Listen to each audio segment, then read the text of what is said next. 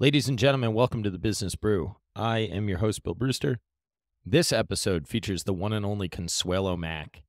I have gone to Consuelo's WealthTrack program for a number of years for weekly investment content. I love what she does. Her mission to educate investors and give them access to investors is something that resonates with me and that I hope to do as good of a job over time as she has done. And I asked her to come on the program. She said yes, and I'm thrilled to bring this interview to you. One interesting tidbit that I learned in preparing for this program was Consuelo's show does not have funding. So she puts it together. So we get into that a little bit about how she gets her sponsorships and how she goes about her business. I think this is a really cool conversation about her career, and I am happy and honored to be able to bring you a conversation with the one and only Consuelo Mack. I hope you enjoy. As always, nothing in this show is financial advice. Please consult an investment advisor before making investment decisions. Everything in this show is for entertainment purposes and educational purposes, and do your own due diligence.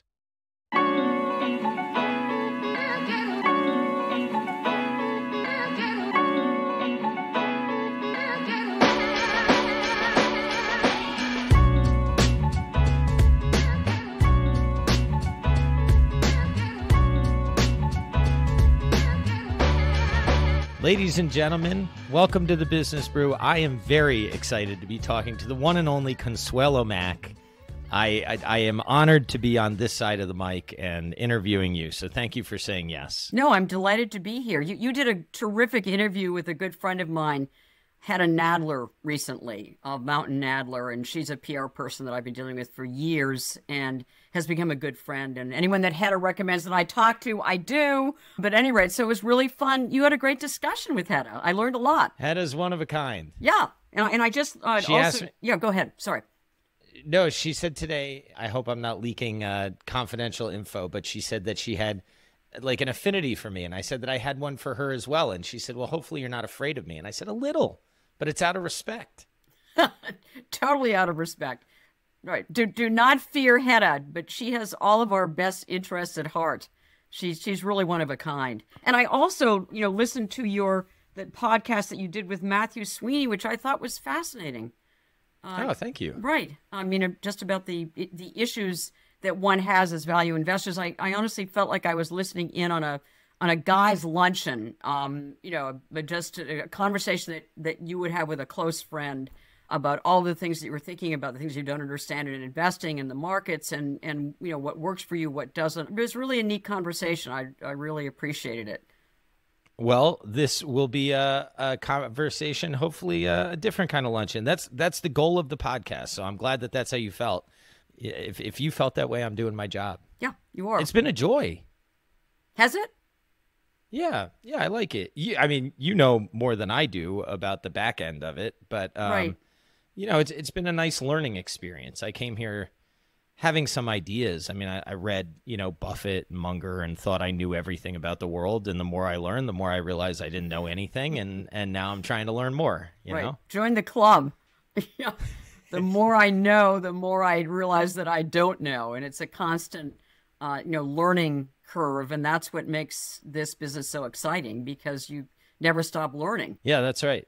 Well, how did you get into the business, for those that don't know? Right. So I graduated. I had a liberal arts degree from a college called Sarah Lawrence College, which is still very much in existence. It was just turning co-ed at the time. So I had, nary a math course or an economics course, nothing in finance at all.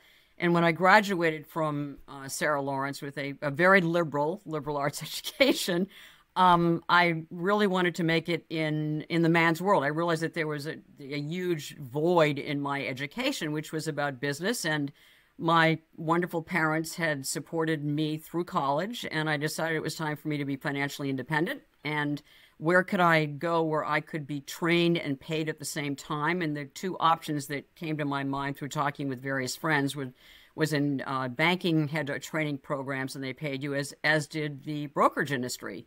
And so one of my first interviews was at Merrill Lynch, and They needed to hire women at the time. It was in the 1970s. Some significant legislation had just been passed by Congress, and they were under pressure to hire women. And also in the 1970s, the Dow was at 600. The Wall Street had been decimated, and they also needed bodies. So Merrill Lynch was kind enough to offer me a job as a broker. I mean, they called us account executives. That's kind of a joke at the time for me, certainly. But that's how it got started. What a good time to enter in retrospect. Yeah. It's a little different than now. Wouldn't have known it not at that the now's time. bad, but... Yeah, would not have known that it was a good time to enter at the time. I mean, there were lots of empty desks in the office. I was working in the garment district. The people that the brokers who were left there were real seasoned veterans. They had actually survived what was going on with the market at the time. And they could not have been nicer or kinder to me. I wonder if in a way that was a real blessing, because you had the people teaching you that had the most skill, right? Those that were able to survive. Absolutely. What was it like? I mean, you said that they couldn't have been nicer to you, but what was that like? I mean, how many women were in your class? Well, in my actual training class, I think that there were like 3 of us. And I was the only one that went to this office in the garment district. And it was an amazing experience because we were given, I think, 40 cold call cards a day to go through. So I was calling, they were all men who were, obviously had sent in for information. And so I was, calling all of these guys who were, again, that they were seasoned investors themselves. And it was daunting and humbling, and I realized how little I knew. And so therefore, when people asked me questions, the training program was great, but there was a lot that I needed to learn. And that was part of the experience as well. The guys at 1515 Broadway were terrific to me and really tried to help me as much as I could. But quite honestly, Bill, I realized right from the get-go, I am not equipped to do this. And number one, in my background. And so I moved quickly on to work for some other really terrific firms. I ended up working at Mitchell Hutchins, which was the number 1 research firm on the street, because I realized I really needed to know a lot more. I just couldn't make cold calls. And that was a wonderful experience as well. And that's how I got into journalism, by recognizing that if I, really wasn't happy at the number 1 research firm on Wall Street, who were also terrific to me, that I needed to go in a different direction. And that's how I got into journalism. I took some courses at the News School at night, and one of them was a broadcast journalism course. And I met a woman who to this day is one of my closest friends, a fellow classmate at the time, and she was working for a very small station in West Orange, New Jersey, which was about 20 minutes outside of New York City. And they needed someone to do market commentary at night, because at that time, in order to get a broadcast license, you had to cover news in those days. And so I would go out, I'd work during the day at Mitchell Hutchins, drive out at night to West Orange, New Jersey, and do market commentary for 2 or 3 minutes a night. And that turned into a full-time job. But I'd found my calling. Yeah. Circling back to something that you said that you didn't have the background, or brokerage wasn't for you. Do you think that was it a function of personality type? Yes. Or do you think that it was you sort of weren't trained at the time? You just didn't enjoy doing it? No, that's a good question. I wasn't trained at the time because the sales course then, I try to remember, we might have had 20 products. And now at Merrill, if you go through a training program, I'm assuming there were 300 products. I mean, it was a sales, course. And also the markets were going against us at the time. And, I just wasn't set up to losing money for clients. And so, I literally would go home and cry at night and talk to my husband about, I can't believe that I sold this stock and it was going down. Whereas everybody, else in the office, that's just kind of the name of the game. And our clients actually understood it as well. But I just wasn't psychologically equipped for losing people money. Did you take it personally? Yes, I felt it was a personal failure. Absolutely. Yeah, I couldn't divorce myself from the advice that this is what Merrill Lynch is recommending, and therefore it's okay for you to recommend it. and you don't own any of it. And I just, that was not, I couldn't deal with that. I mean, the expectation is if to your point, if Merrill is saying that it is okay, you are only the face that is relaying Merrill's information. Right, and selling their products I think at the time. Yeah. I think you and I have a similar, I'm not okay with that. If it goes wrong, I would own it personally. It's part of why I have no interest in ever really running money. I much prefer doing this. Right. Unfortunately, one is more lucrative than the other. But, yes, when I left Merrill Lynch, or Mitchell Hutchins, yeah, it was, I took a huge, enormous pay cut. But, these psychological rewards were more than made up for the loss in income at that time. So when you were driving out, I mean, a young Consuelo, you're working during the day and you get your 2 to 3 minutes on local news at night. Obviously you were tired, but you must have been very excited about making that drive, right? And it was a rush.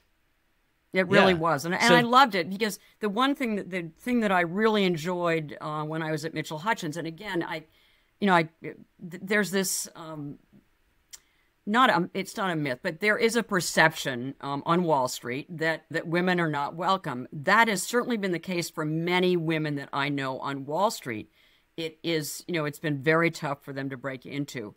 For some reason, in my limited experience on Wall Street, people really took care of me and tried to educate me. They really cared. I think I just have always met, the top, the best, highest integrity people on Wall Street. And there are a lot of them that are very professional, doing their jobs, and they want to see younger people succeed. I was very fortunate in that respect. Someone may say to you that you attract those kind of people because that's who you are. Right. Possible. Yeah. I mean, I'm a really fun person to work with. I think probable. I bet people saw something in you that they said, I want to help this person. That's my bet. I think you're absolutely right. I was, very fortunate to have that experience. So what was your early journalism? You're driving out to the local news. When did you say, you know what, I'm jumping full-fledged into this journalism thing? And then how did you get yourself into your first gig doing that?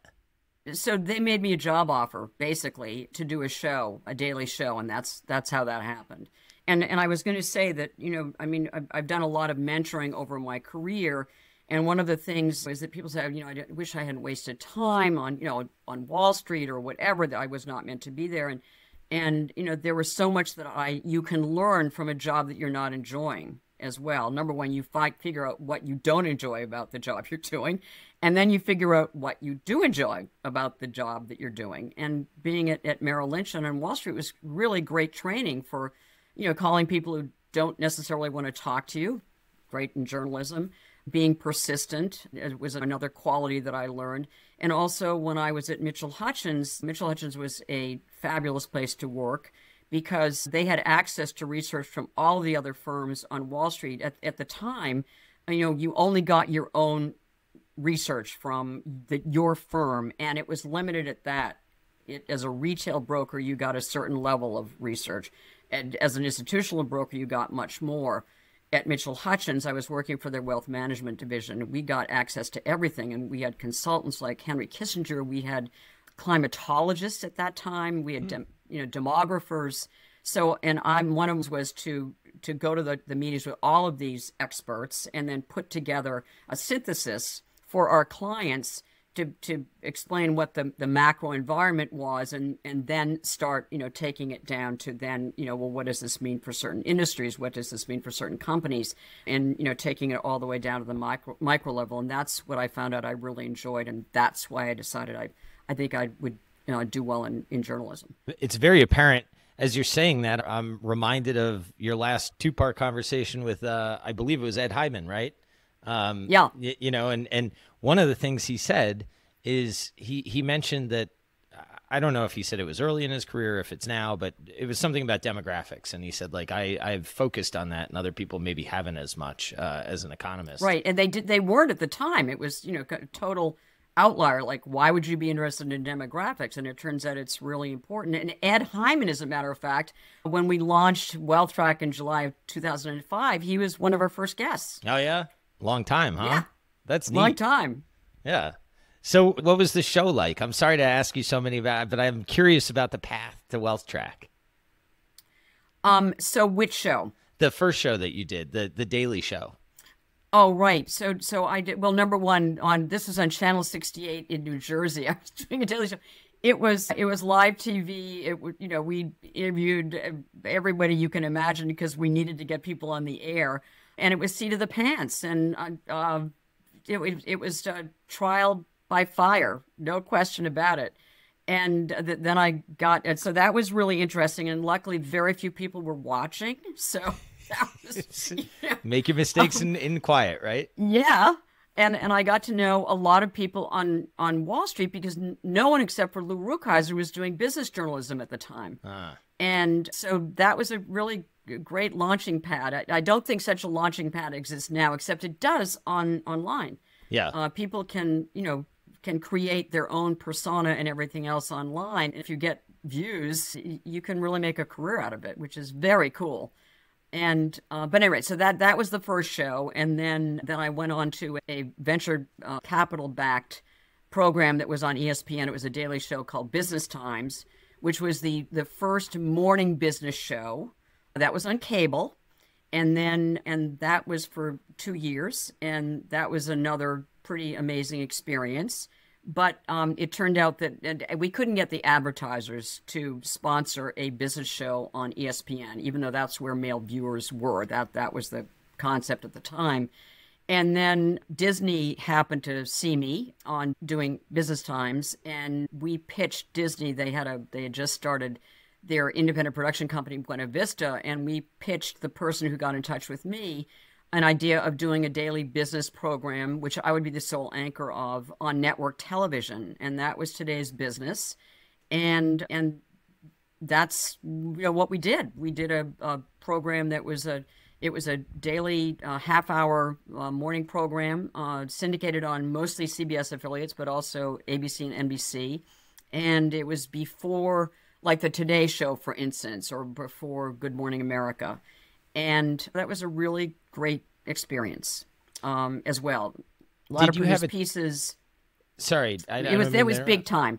No, that was big time. Yeah. Did you have a team that went with you everywhere, or were you like, how did you said we pitched Disney, right? Did you have like a group that you said we're all going, or was it I'm Consuelo and I'd like to do this show and I think it'll work? Like, how did you make that happen, and who helped you make that happen? Actually, no, that's a really good question, because since Today's Business, I have had a team that's moved with me, but before that, I didn't, because they were really, small, tiny programs. I'm just trying to remember how it happened. Is that I got together with two men, a guy named Ron Tindilia, who was the youngest producer of a network news program on television. He was Eyewitness News. He was a pioneer, and he liked what I was doing. And then we had a post-production guy, a producer out in LA, and the three of us got together, and we pitched Disney. That's how that happened. Nice.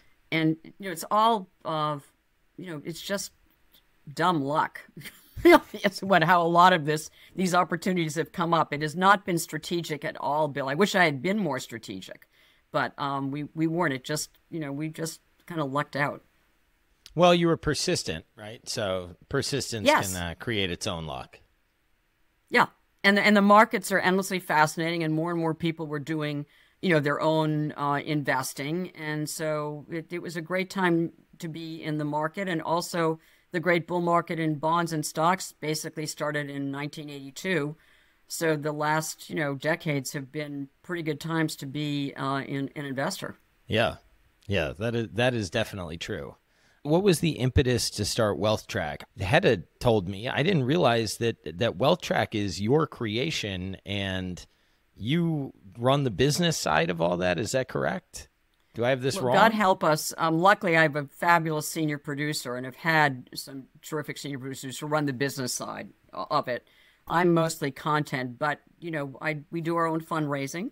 So the story between and I'm not going to skip right to WealthTrack, because in between Today's Business and WealthTrack was an incredibly important time in my career as a financial journalist, and that is that I worked for the Wall Street Journal, and I did their weekly television program, the Wall Street Journal Report, when they were doing that.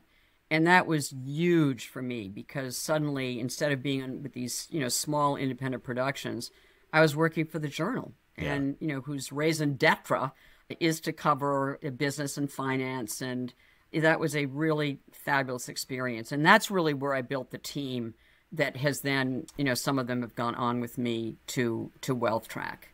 But there's just no other organization as far as that I've ever worked for like the Wall Street Journal. A little bit easier to get people on the phone when you're at the Journal as opposed to Channel 68 or something like that, right? Yes, it was a lot easier, and also we were able to talk to the reporters, and also I was the only actually journalist at the Wall Street Journal that had access to both the newsroom, which is completely separate from the editorial page, which is one of the things that I love about the Wall Street Journal. You really get two newspapers in one. There is no overlap, and I think this is so important to recognize. Whereas in many other publications, the editorial bent bleeds into the reporting staff, it does not at the Wall Street Journal at all. And so, but I was able to have access to the editorial page because Bob Bartley, who was the editorial page head of the editorial page at the time, liked me, liked what I was doing, and said, why don't you attend some of our meetings? And which was just great. And so I got access to like Margaret Thatcher, for instance, wow. and Helmut Kohl, and so these major world figures would come in, and I would go to meetings with them, and Bob and others on the editorial page would say, do you want us to try to give you access for an interview? And sometimes they'd say yes, and sometimes they'd say no. And Margaret Thatcher said yes. And that was like a once-in-a-lifetime experience. Yeah, that's amazing. So, yeah. What was that like? How nervous were you going into that interview? A wreck. I was a total wreck. I still get very nervous in interviews. I know, but Margaret Thatcher I'm is like... I'm slightly nervous at this interview. Well, please don't be. But Margaret Thatcher was daunting because she did not suffer fools gladly, and you really had to know what you were talking about. And quite honestly, I still feel to this day that I was not up to the task, but it was just awe-inspiring because she had such a clear vision and of what she wanted to do as the Prime Minister of the UK and her alliance with the United States, with Ronald Reagan. And they moved the world. Without them, the Berlin Wall wouldn't have fallen, or there wouldn't have been the dissipation of the Soviet Union. I mean, she really made a huge difference and in bringing the UK economy back. So that was a tremendous privilege for me to interview Margaret Thatcher. One of the highlights of my career. When you were at that time, right, around, let's call it 81 to 85, right. Throughout that, could you feel a change going on in the markets and was it apparent that a bull market was starting? The reason I ask, is I was just listening to like I referenced earlier, right? Ed Hyman saying it could be the roaring 2020s. It could be the 30s. Like, I'm curious to know. Right. And that's actually Ed Yardeni. I'm sorry. That's Ed Yardeni who said that. That's okay. Apologies.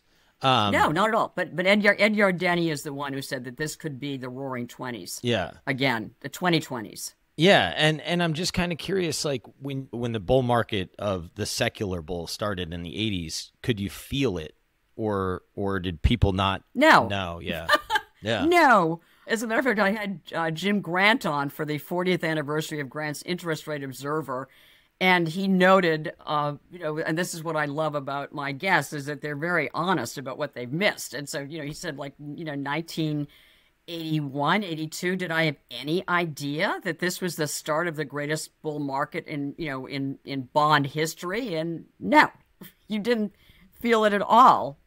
It was who knew? Yeah. Well, it's so interesting because I think I don't know. I don't know where we are now, right? So it's interesting to read history and in retrospect it's like, well, of course, interest rates were that high and markets had kind of gone nowhere for a while. Of course that would be the bull, but It's when you're No, living it, it's then, not so easy. No, not at all. And then, remember the '87 market crash, and I can remember, I think it was 1984 that Alan Greenspan, raised interest rates, and I was on vacation. I kind of went, Alan, what are you doing? And the market,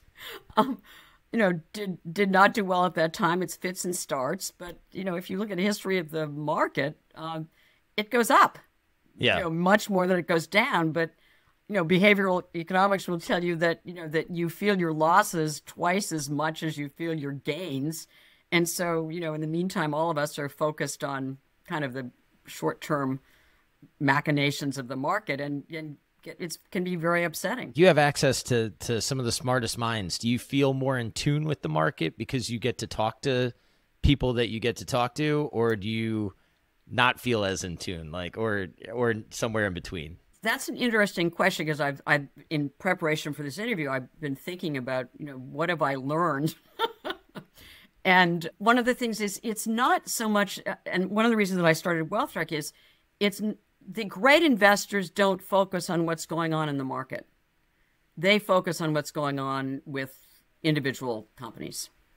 It's as simple as that. And so, there's all the noise of the markets, which is one of the reasons that I left CNBC to start WealthTrack, is that if you have to cover the markets on a daily basis, the markets become the story, and I felt that I needed to step away from the markets, and that for individual investors, and also for I think, quite honestly, for most active investors, that you have to focus on longer term wealth building in companies. And so the long-term diversified investing, in-depth interviews with great investors about long-term diversified investing is now our signature on WealthTrack, and that's what sets us apart. But so no, I don't, everybody pays attention to the markets, but that's not what is driving their investment decisions.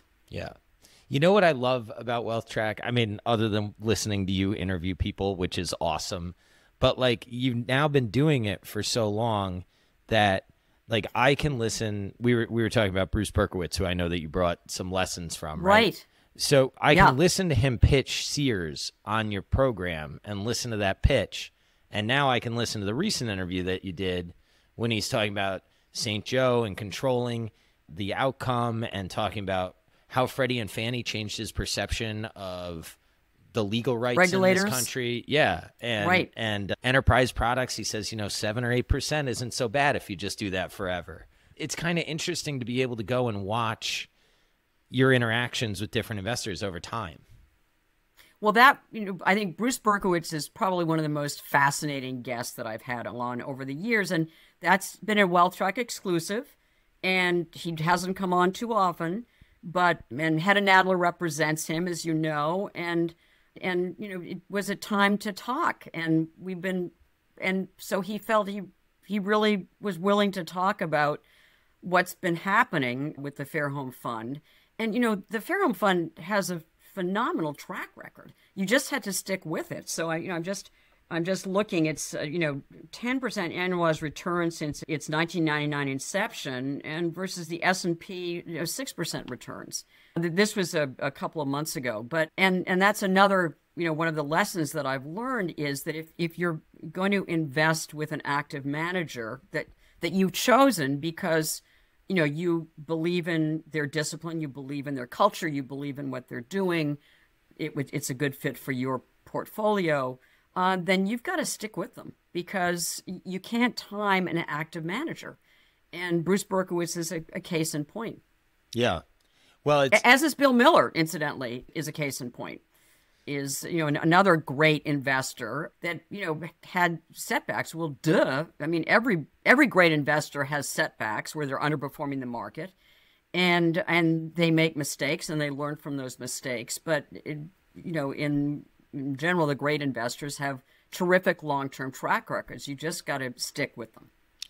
Yeah, and as an investor, I have found it's hard to separate. When stocks are going against you or me, I'll just personalize it. it's hard not to, let's say I hired Bruce and I'm watching Sears happen and some of the other stocks aren't going our way. It's hard to not, like, that's when you find out, can you actually be married to the person, right? It's like when the trust is truly tested, can you stick? It's easy when things are going well. And that's the key, right? That's what separates. That's why so few investors tend to actually realize the returns of the underlying securities that they own. Right. There's this huge underperformance gap that we've covered a lot on WealthTrack over the years. That Morningstar's done research on, I think, as is the Investment Company Institute. But the individual investor in an individual fund, way underperforms the fund itself. Why do you think that is? I have a theory that it's probably that they're over allocated, so that kind of a drawdown really hurts them more than it maybe should. I'm curious if you I think that's right. No, I think it is because Thinking Fast and Slow, Daniel Kahneman's wonderful book. Of course, he just died, the Nobel Prize winner, and his point is that human beings are not rational, and we're very biased, and we think that short-term results are going to last, and therefore we make really stupid investment decisions. So it is that the factor that losses are twice as painful at least as gains are. Yeah. Yes. There's a different but similar thought that I've read, and I just want to put it out there. It's negative thinking is almost 100% effective. Right? I think that's kind of interesting. I hadn't heard that before. I think it's kind of interesting. And it's a whole lot ring easier. Of truth to it. And it's infective too. It's a whole lot easier to get your brain to go negative than it is to get positive. And it rhymes with investing. Not the same, but not only that, I mean, another thought that some of my guests have had as well is that you get a lot more attention if you're negative too. Yes. The press loves to talk to people who are negative. Who wants a positive story? So it's yeah. So how have you maintained your integrity and gone about your business in the way that you have without chasing, macro doomers that would help probably your ratings? But I love tuning into your show because I truly know that I'm going to get a conversation that's rational and topical. And how do you avoid that temptation to chase the ratings? Right. Well, I'm on public television, PBS, so they don't pay a lot of attention to ratings. At least they haven't with us. Yeah. We're a niche program. That makes a huge difference. I couldn't do this on network television, no question about it. And because we're an educational program, we're really trying to educate our audience about how to be good investors and make, good financial decisions. So that's why I don't have to chase that. But I have to admit, it was, the people who were, concerned leading up certainly to the dot-com bubble. And as you know, I mean, greats like Julian Robertson said, I don't understand this business anymore, so I'm going to get out of the business. And we reached that point where the exhaustion of fighting a bubble. It was really hard to have people on. I mean, Dave Rosenberg talked about that, who used to, was the chief economist at Merrill Lynch for a while now, has Rosenberg Research out of Canada. And, he was saying Merrill Lynch forbade him from using the word bear market because it was a bull market. And it's really hard to withstand the pressure of any sort of a bull market or an enduring bear market. So I've certainly has been as susceptible as anyone to that, where it's hard to have people, the broken clock is right twice a day.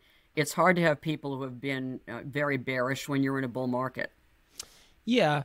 I guess what I was thinking is you could very easily do a lot of macro podcasts and stuff or interviews or whatever. And you don't. And I really respect how you go about it. And I am going to take your PBS comment as you've set yourself up in a structurally advantaged situation, much like a fund manager that maybe has permanent capital, because I don't know. I care about how many people listen to this, right? But there's something about, I don't want to go down that route. That route seems very unfulfilling, chasing the views and the next who can be scarier type interviews. I don't like that. But that's what gets the clicks.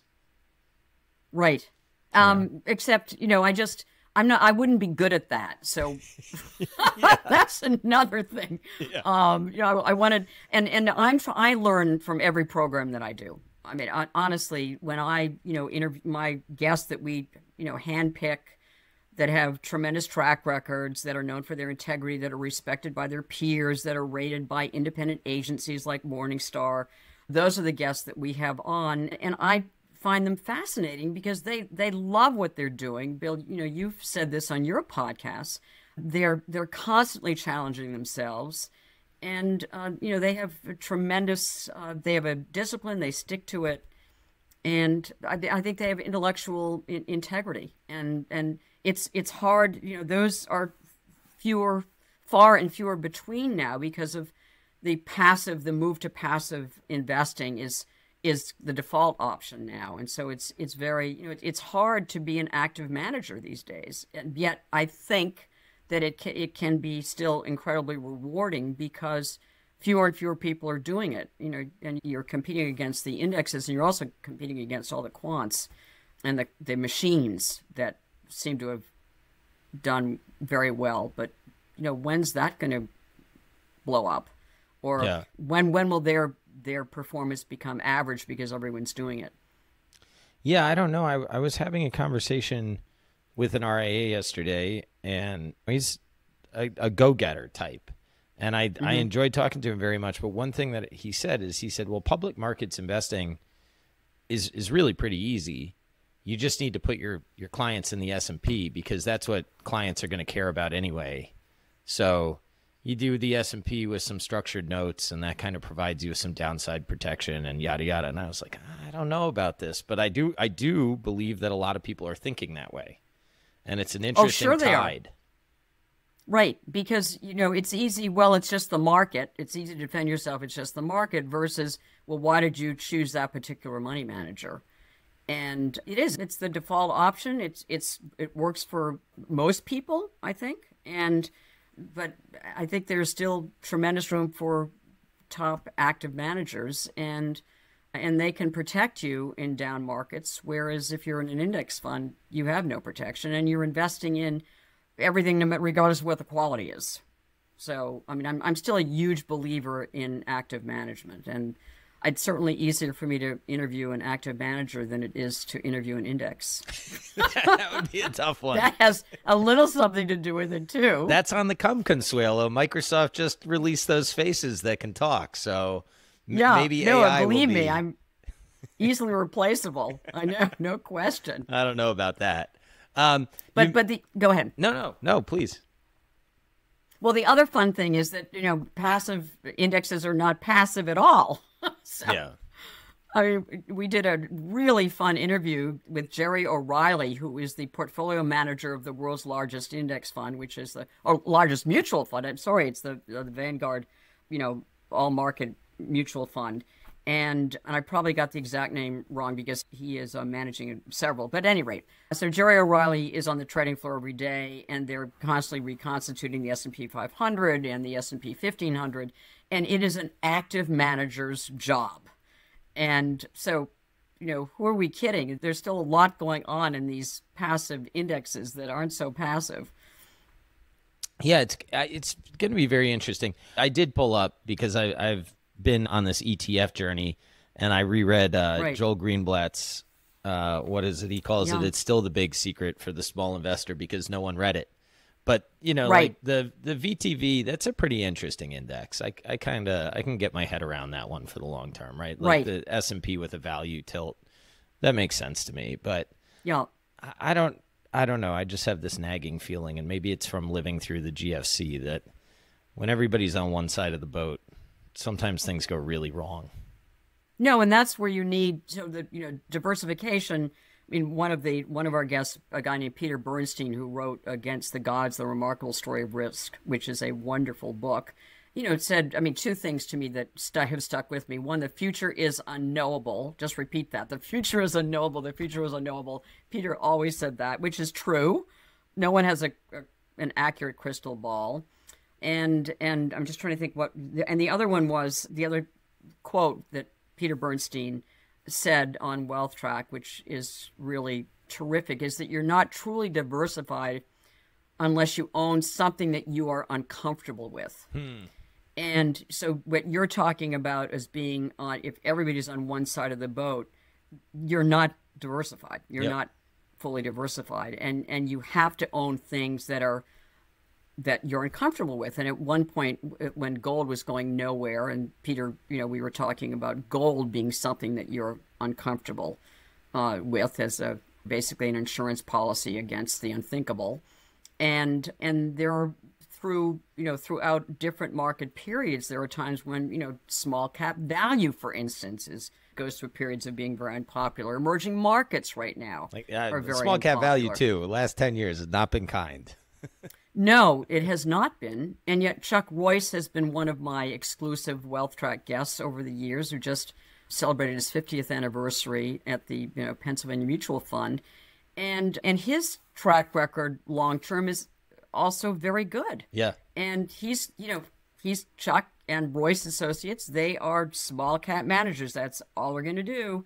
And if you want to be diversified into small cap, then Royce is a place that that they're not going to deviate, and they will find value in the small cap space because there is value there. Yeah. Yeah. I've watched. I mean, they're sort of my proxy for AUM flowing out of small caps, and it's been interesting to watch. It's not because of performance, I don't think. I think it's just because it's hard to look at it at an asset class that is not performing relative to asset classes that are, and not get that FOMO. Right. Absolutely. The more things change, the more they stay the same. No, they do. And again, listening to your podcast with Matthew Sweeney it's very difficult to be a value investor anyhow. And because you're looking at companies that are unpopular or that are unrecognized, and you are going against the flow. And I remember Jean-Marie Aveyard, who was at First Eagle, ran the First Eagle Fund, and Matt McLennan, who took over for him in the midst of the financial crisis in 2008.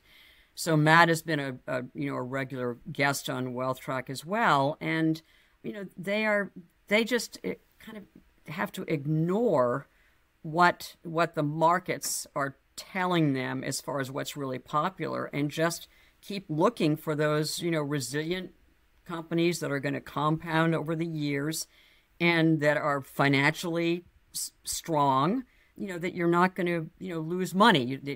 The permanent impairment of capital, which is a mortal sin if you're a money manager. And you can rely on them to continue to do the kind of value investing that they've been doing for years. But it's not easy. It takes a really strong stomach.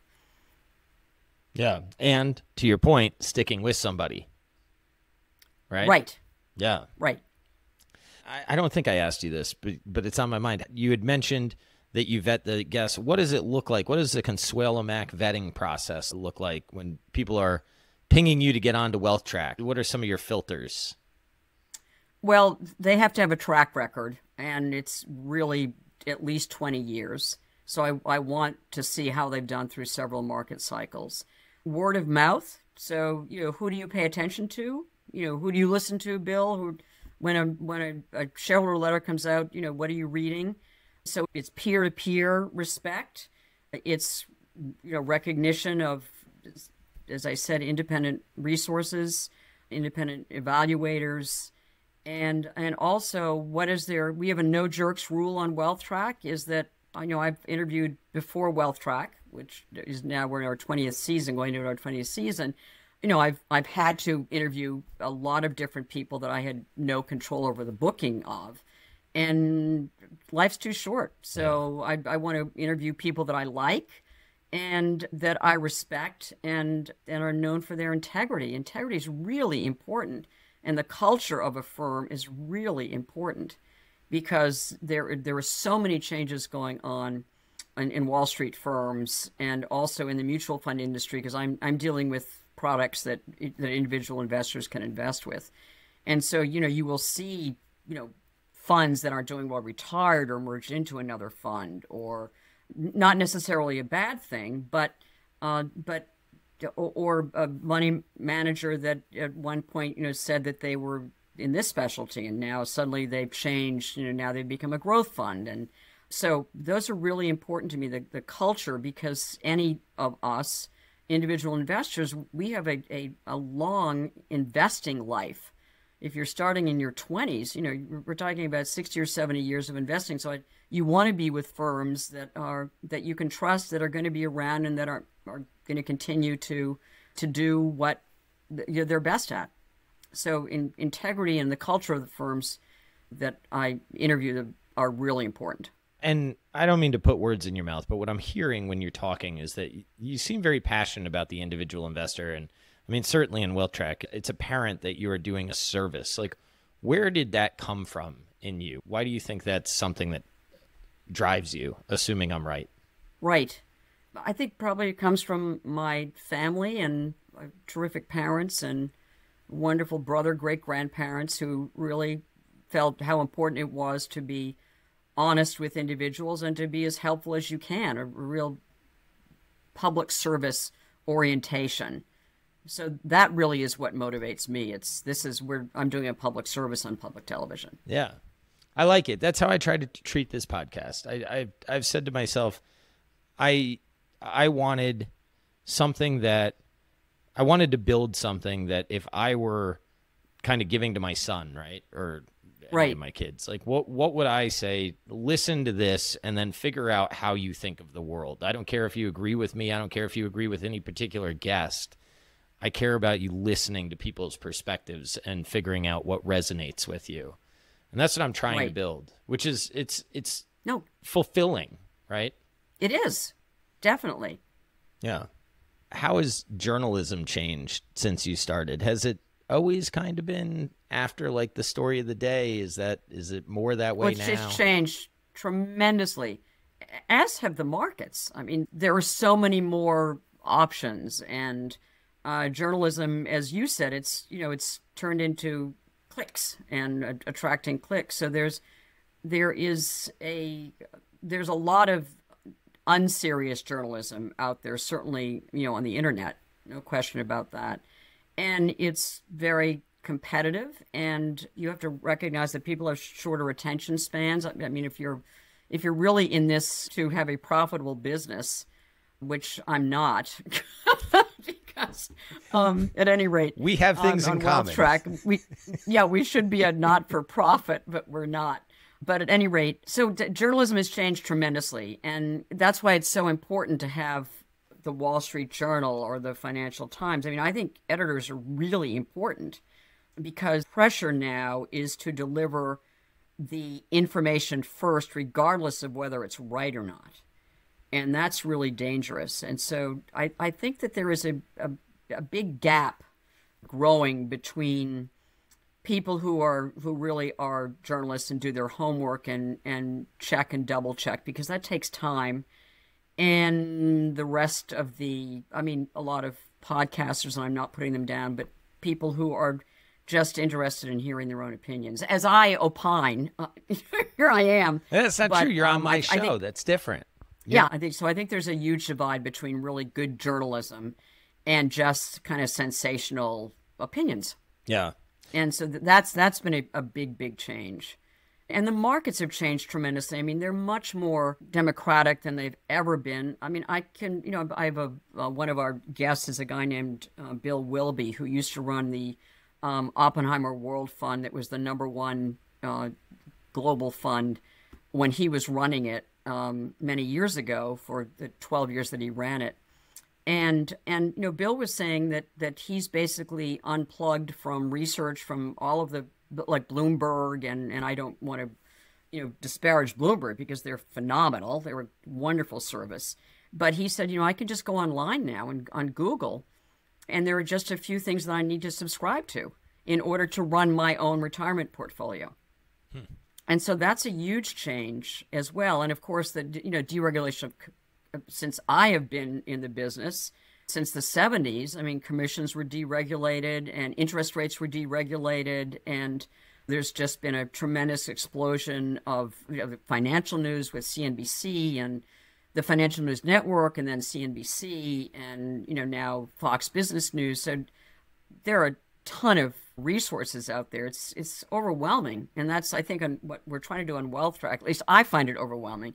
Is just talk to known quantities who, again, have the track records that they're true professionals, and so once a week, that's what we're trying to do. Have an in-depth discussion with an individual about the process, their investment process, and how they see the world, and what their investment strategies are. And we just ask them for one investment idea at the end of every program. We're not getting 100 investment ideas like you would on CNBC, which does a great job covering the markets on a daily basis. But you're going to get one. Like, is there one thing that we should all own in a long-term diversified portfolio? So that's how we've really set ourselves apart, and I'm not going to deviate from that. Yeah, nor should you. I think it's a winning formula. These are my words, not yours, but CNBC does a great job of keeping people tuned in. I don't know about although if David Faber, if you're listening, you are the real deal. I love David Faber. That guy's legit. He's wonderful. He's legit. Yeah. They've got a number of people that are good over there, but it's an incentive issue. It's terrific. Yeah, it is terrific, but it's they have a different mission. Yeah, and they've got to cover the markets, and the markets is their story. No, I'm a huge fan of CNBC, so no question about it. But I wanted to do something different, and CNBC probably wouldn't be interested in the kind of program that I'm doing.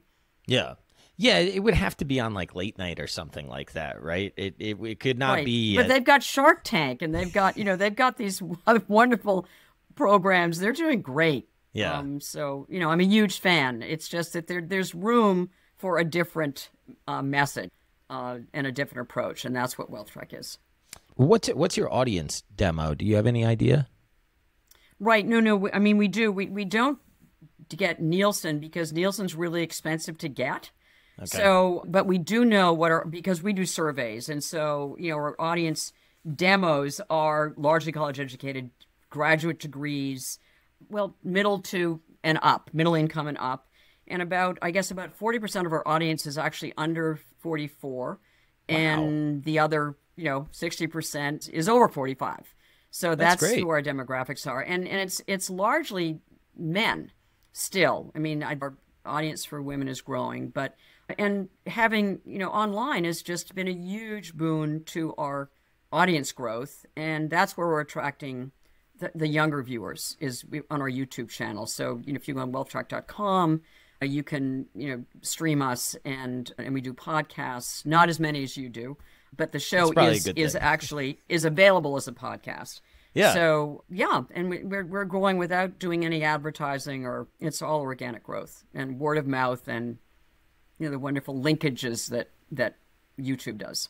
I think I found you through the Apple Podcast Player. I think you might 2018, 2019 or something, you recommended, and I started listening, and I was like, oh, this is great. Right. Yeah. So, yeah. Interesting. What we try to do is have guests with very different perspectives on, and I think probably two of the most diverse examples that I can give are, as we talked about, Bruce Berkowitz, the Fair Home Fund, that is now 80% plus in St. Joe, the real estate firm in Florida, and Matthew McLennan, who's on the other end of the spectrum, both value investors, both very much don't want to experience the permanent impairment of capital. But Matt McLennan, who is running a $80 billion portfolio at First Eagle, their global value fund, or their global international fund that has several hundred companies in it, and two very different approaches. But let me give you some sound bites from Bruce Berkowitz of the Fair Home Fund, and some of the lessons that he's learned, and I am more hesitant to deal with highly regulated businesses where one civil servant can decide whether a very large company lives or dies based upon a perception of social good and without any respect for the owners. So Fannie Mae and Freddie Mac, he fought a long fight to try to get the private shareholders or the public shareholders recognized and have ownership again in Freddie and Fannie, and has failed so far. But Fannie and Freddie are making a ton of money, but the government owns them, and the shareholders were basically cut out of that success story, one of the reasons that he invested in them in the first place. And then the other one was that what he learned through his experience at Sears, which was a bruising experience, as you know, as an investor in Sears, is that he decided that if he was going to take a big position in a company ever again, that he would have ownership so that he was in a position to really dictate what the policies and the strategies of the companies would be. And St. Joe is a perfect example of that, where he's now chairman of the board, largest shareholder. And so those were kind of a couple of lessons that I thought were worth sharing. And with Matt McLennan, who has a terrific track record, he runs a balanced fund. It's not, pure stocks at all like Bruce's, but the First Eagle funds are broadly diversified. They're value oriented. They always have a 10% stake at least in gold as kind of ballast for the portfolio, as he explains it.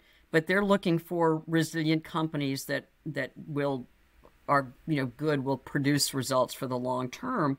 And one of the things that he said recently was, in a world that's uncertain, you have to be willing to invest in a range of different business opportunities at reasonable prices. We don't tend to get too carried away with any one investment, and that's been part of the reason we've been provided an element of resilience over the long term. So he's, again, broad-based portfolio, two very different approaches that have done very well for shareholders over the years. Yeah. Do you have any views on, the question that you ask is one investment for a well-diversified portfolio, so I suspect you lean towards diversification, yeah?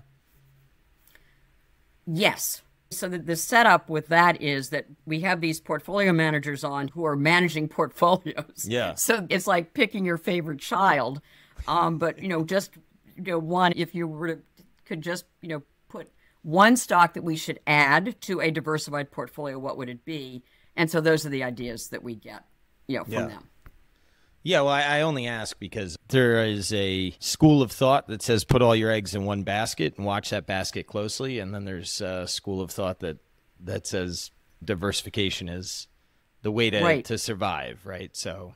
Well, there's room for both. I'm curious, all these interviews, all these great people that you've interviewed, I wonder how that's changed your opinion or evolved your thinking on that, if it has. Right. There's room for both. And I think that everyone should have a very, a broadly diversified portfolio. And therefore, there is room for a Bruce Berkowitz for one portion of your portfolio, and maybe a core. And I know Morningstar is called the First Eagle Global Fund, kind of one of the top kind of all-in-one portfolios, because they invest across, different asset classes. They do stocks and bonds, they do international, domestic. And so it's kind of a core holding. You want something like a First Eagle Fund. And I'm not making a recommendation, but these are the kind of guests that we have on. And what I've learned over the years is that you do need to be broadly diversified, and that there's room for multiple money managers. Yeah. And there's room for having an index fund, too. Yep. Yeah. To participate. It was my own stupidity, but for a while I was not able to hold both thoughts in my head. But thankfully I was younger and had a lot less back then. But, I kind of, concentration, you can get rich, right? But you also can lose everything, or maybe not everything, but a lot. So the volatility is tough to stomach. Yeah. So where are the customers' yachts? That's why I think it's great to have the concentration again in a portion of your portfolio with managers that run their portfolios that way. Yeah, diversified concentration. Slightly, I agree. Diversified, right?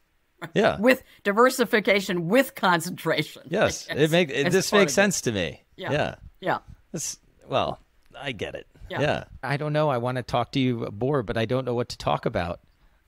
This is how it goes. I was going to ask you for a book recommendation, but I don't know about a book recommendation. How long are you going to do WealthTrack? What's going on in No, Consuelo so Mack's personal life? ask Warren Buffett when he's going to retire, and ask Charlie Munger when he was going to retire, and Dan Fussett Loomis Sales, who's still, in his 90 and is still working, and I think Charlie Ellis, who wrote a book that I would recommend, Winning the Loser's Game, is in his 80s, and he said this is one of the wonderful things about this business is that you're constantly learning, the environment is constantly changing, and you meet some really neat people along the way, and you can keep doing it for as long as you've got an audience. So I love what I'm doing. I heard in one of your podcasts that you say you can't imagine going on the golf course, and just retiring would be devastating to me. I would shrivel up and yeah, intellectually, and I really, the mental challenge and having deadlines is really good for me, and I get a tremendous amount of energy from other people. That's where I get my stimulation and energy, is from talking to really smart people. That makes sense. So you're like an extrovert with a big time interest in the markets that enjoys talk. Yes. All right. Yeah. And big time interest in helping individuals build wealth over the long term. I mean, that's the motivating factor. And I think through our guests have helped our audience do that over the years. And we've certainly had some terrific feedback from our audience from all walks of life. Yeah. It's really great. On the subway, one of the conductors will come up to me in New York City and say, I watch your program and it's really helped me. And, I started a 529 program for my grandchild, or I've gotten a lot of terrific feedback and from a lot of women, especially, who tend to be ignored by Wall Street, even though that's becoming less the case now. Well, as one audience member who is very grateful to have gotten to interview you, I will say that, they say don't meet your heroes. I'm going to put you up as the counter to that, because the way that you speak about what you do and how apparent it is that you care about the right things. I'm really happy that you found this calling, and I hope you get to do it as long as you want to. And someday I'd love to meet and do this in person, because that'd be great. I would love it too. Like a genuinely good person, I think, and I think we got a lot in common. So it'd be nice. Nope, I know, Bill. Thanks so much, and I'm so glad that I was introduced to you by Hedda Nadler. So this is terrific, and you have just gained another podcast viewer. Well, thank you. In Consuelo Mack. So I really appreciate the opportunity. You know what I loved about... It is great. We're so lucky. You know what I loved about Hedda's interview was when she went into, she said that like growing up as poor as she did was a gift. And, right. And I thought that was like one of the best parts of the entire podcast, because it really shook me and forced me to listen. And who she is she's an incredible person. Oh, she's an amazing person. She really is. And just so enthusiastic and so smart. Yeah, she really is. And I think she also said something about, you deal with the reality that you're given, and you don't decide whether, if you're in high school, gee, do I really want a job? Well, she had to work, and she said, so sure. So she'll enjoy work. She'll be happy about it. And that's kind of my attitude about life too. You have a choice when you get up in the morning: are you going to be miserable, or are you going to be happy? And it's being happy and optimistic is a much better choice. Much more fun and enjoyable than the alternative. That is 100% true. I cannot let you leave without asking you one investment for a diversified portfolio. What would you recommend? Well, do you think I'm going to give you one? I would hope so. You have enough to pick from. But I don't give investment advice either, but my guests certainly do. Fair enough. Listen to WealthTrack to get them weekly. Yeah, exactly. That's right. My one investment is invest and stay invested, because it works out in the long term. Yeah. That's a pretty good one. All right. Well, thank you so much for joining me, Consuelo. Thanks, Bill. I hope you enjoyed it, and I certainly did. I did too. All right. Have a great one. Take care. Thanks. Bye-bye. You too. Bye-bye.